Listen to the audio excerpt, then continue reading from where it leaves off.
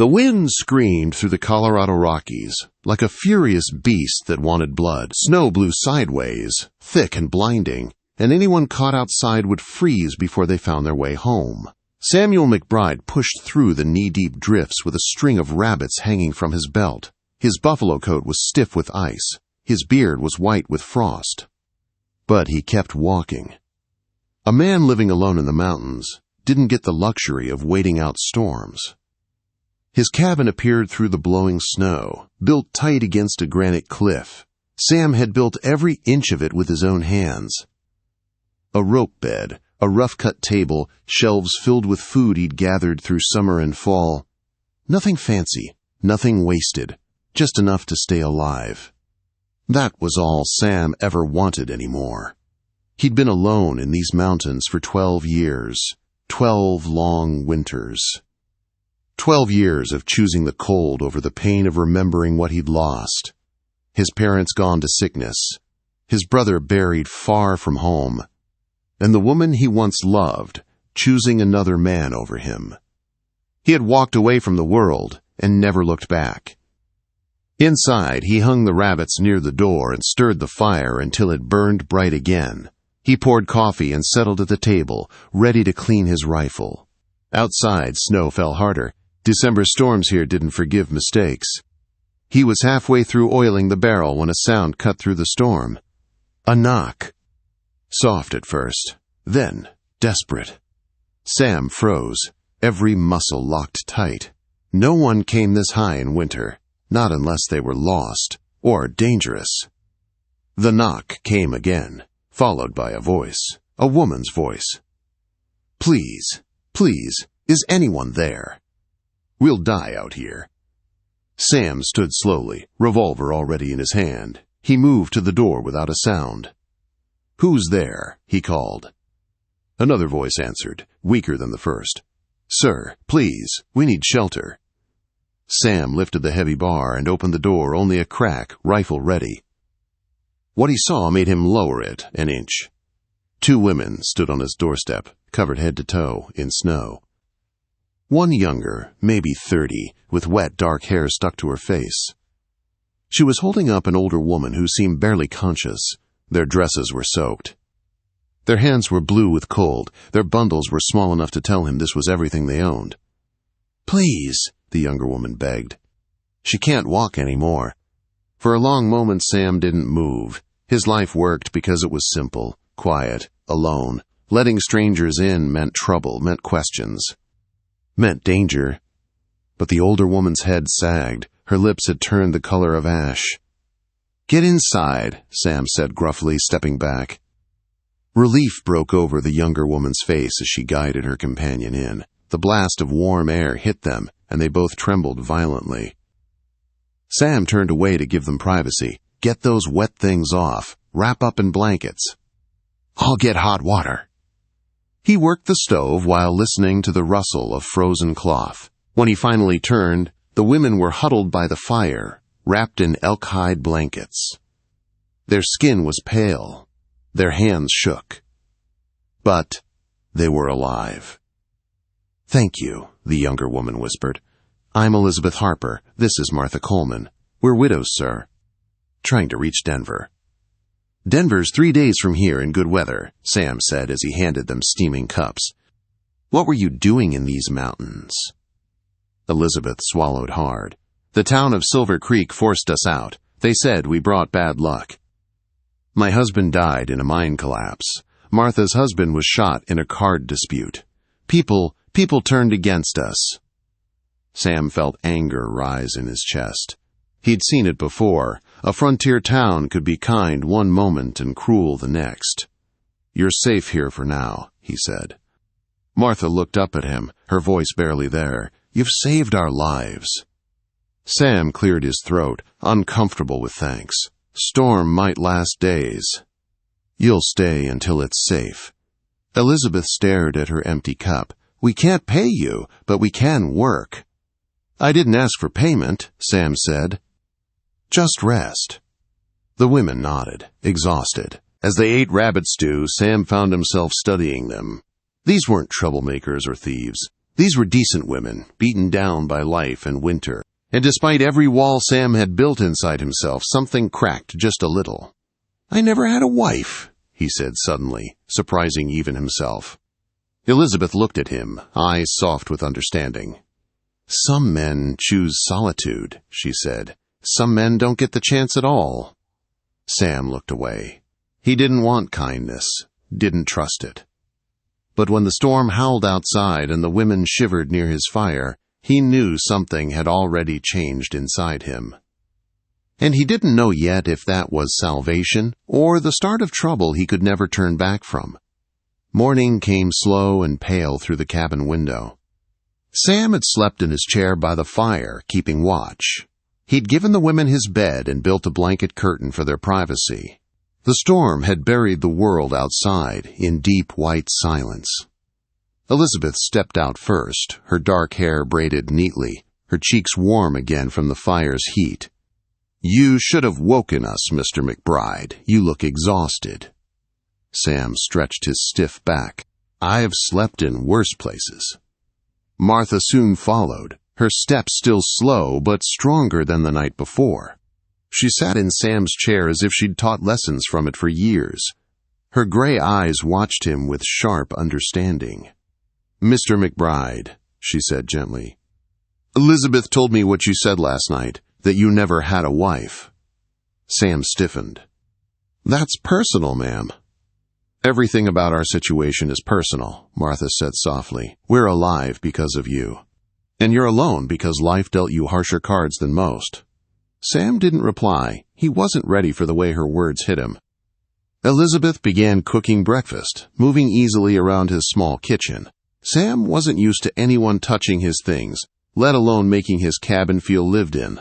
When she placed plates in front of him, she added, "We truly don't want to be a burden." "You're not," Sam said gruffly. "Storm's too bad for travel. When it clears, we'll figure things out." But as the day passed, Sam realized something strange. He no longer wanted the storm to clear. 3 days passed inside that tiny cabin, and something unspoken grew between the three of them.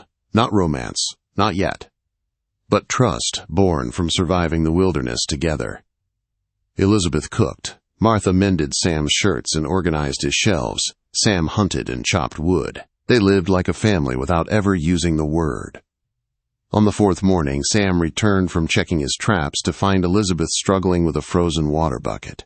She slipped, and he reached out on instinct. Their hands touched. She jerked back as if burned, face turning scarlet. "I'm sorry," she whispered. "No harm done," Sam said quietly. But inside he felt that spark, the dangerous kind, the kind that softened walls.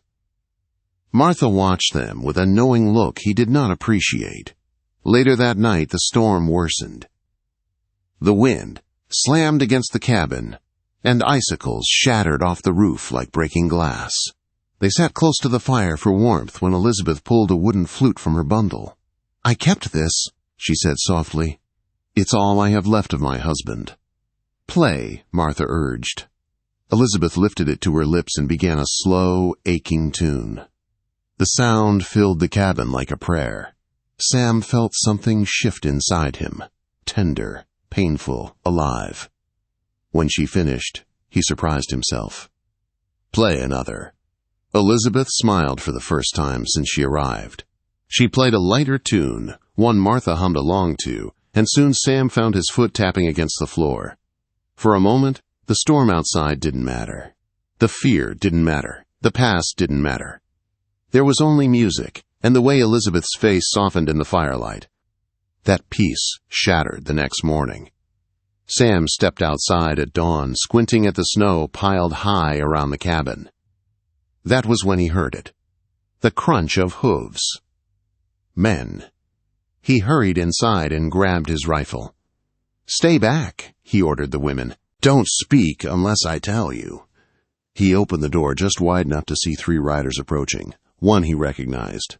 Jake Morrison from Silver Creek. The others wore hard expressions and carried rifles. "Samuel McBride," a rough voice shouted. "We're looking for 2 women. Thieves." Martha gasped. Sam didn't move. "Haven't seen any women. Storm would have killed anyone traveling." "Funny," the deputy drawled. "We found scraps of dresses near the creek." Tracks pointed this way. Sam's jaw clenched. "My cabin is private land." "Not when you're hiding criminals," the deputy barked. "We'll search inside." The younger rider dismounted, stepping toward the cabin. Sam fired into the snow at the man's feet. The man jumped back, cursing. Sam didn't raise his voice. "Next shot won't be a warning." "You're making a mistake, McBride," the deputy shouted. "Harboring fugitives is a crime." "Come back with a real lawman," Sam replied coldly. "Till then, stay off my mountain." The men retreated, but their threats echoed through the pines as they disappeared. Inside, Elizabeth was pale. Martha's hands trembled. "They'll be back," Martha said softly. "I know," Sam replied, "but you need to tell me the truth. Did you steal anything?" Quote, "No," Elizabeth cried. "We took nothing. They wanted someone to blame, and we were alone." Sam believed them. He felt the weight of a choice settle on his shoulders. Heavy, final, dangerous. "You're not facing them alone," he said. "I made that choice the moment I lied to them." Elizabeth stared at him, eyes shining. "Why risk everything for us?" Sam looked from Elizabeth to Martha, then to the snow-covered mountains beyond the window. He didn't know how to phrase it gently. "Because for 12 years I didn't care if I lived or died," he said simply. "You two reminded me what it feels like to care again." Martha placed a hand over his. "You've found a reason to live again, Mr. McBride," she said softly. "And we found a reason to hope." Outside, the storm still raged. Inside, something even stronger was beginning. The storm broke on the 7th morning, leaving the world buried in fresh snow so deep it looked untouched by human hands. Sam stepped outside with his rifle, scanning the ridgelines. The mountains were quiet, too quiet. He knew the men from Silver Creek hadn't given up. They'd return with more riders, more guns, more anger. Inside the cabin, Elizabeth helped Martha lace her boots. Martha's ankle had improved, but she still winced when she moved too quickly. "We can't stay here," Sam finally said when he stepped back inside. "Not after yesterday. They'll come looking again, and with more men." Elizabeth looked up sharply. "Then what do we do?" Sam paced the cabin. "There's an old cave system high up the mountain. I stocked supplies there years ago. If we leave at first light, we might make it before they find our trail." "It's dangerous," Martha warned. "So is staying," Sam replied. There was no arguing with that. They left at dawn, Sam breaking trail while Elizabeth helped Martha walk. Snow swallowed their legs with every step. The mountain fought them, but they climbed higher, pushing through the cold that bit at their skin and lungs. After hours of struggling, Martha slipped on an icy rock and cried out, falling hard. Sam rushed to her side. "You all right?" She shook her head, pain twisting her face. "Ankle." "We're not leaving you," Elizabeth said fiercely. Sam crouched and turned his back to Martha. "Get on."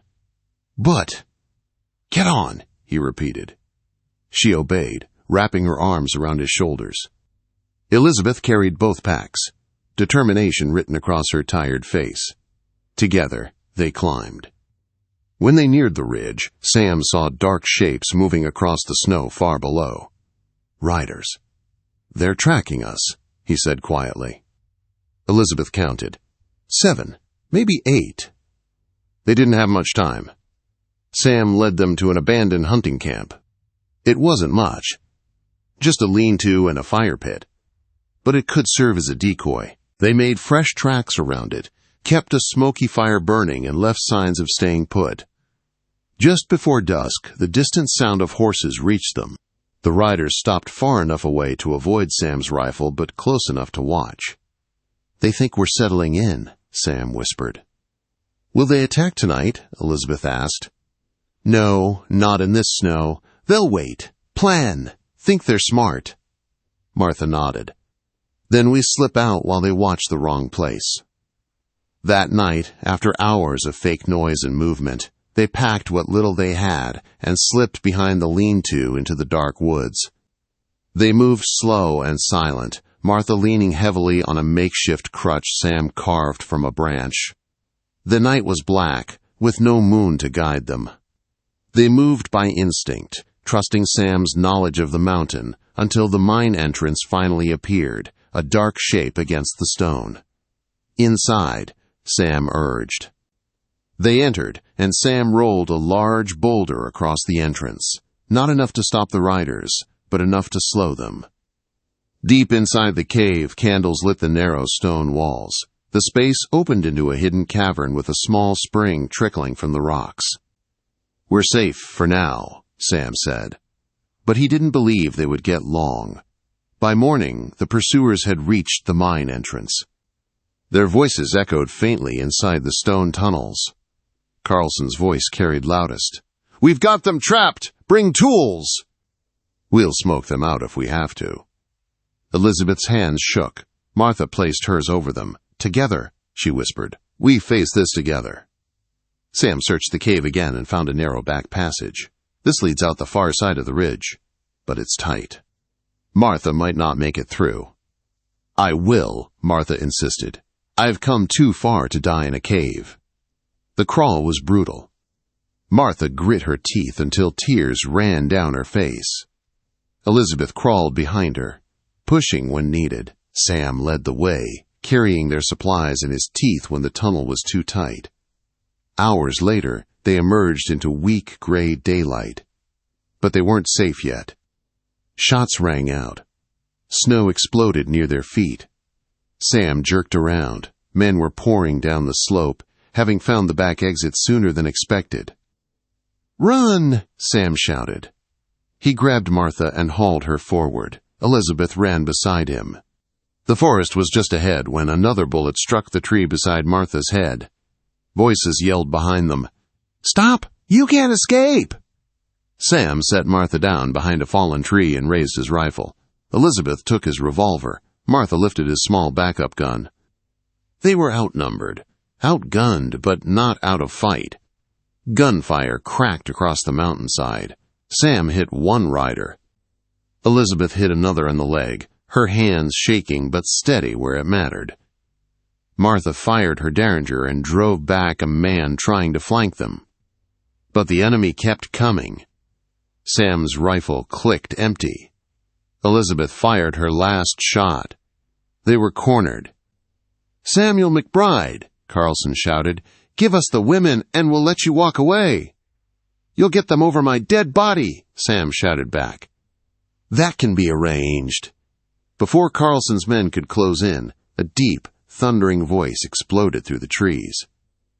"What in blazes is going on in my mountain?" Josiah Wells burst through the forest with 3 armed trappers behind him. His buffalo rifle boomed, sending Carlson's men scrambling. "Sam, get those ladies down!" Josiah roared. Within minutes, the tide turned. Carlson retreated, dragging his wounded with him. "This isn't over!" he shouted. "Oh, it's over!" Josiah growled. "Come back and I'll bury you myself." At Josiah's cabin, after Sarah Clement and her children found refuge, after Silver Creek justice crumbled after the truth finally came out, Sam stood before Elizabeth and Martha with his hat in his hands. Life had taken everything from him once, but somehow these women brought it back. He looked at Elizabeth, her eyes soft and full of hope. "Marry me," he said, voice steady. "Come back to the mountains. Help me build a home. Stay with me, both of you as family." Quote. Elizabeth didn't hesitate. "Yes." Martha wiped tears from her eyes. "About time, you fool man." They built a new life in the mountains. A refuge. A school. A haven for anyone trying to start over. Sam McBride, the lonely mountain man who once believed he'd never feel love again, found a wife, a mother, and a purpose. And for the first time in 12 years, he didn't just survive the mountains. He lived in them.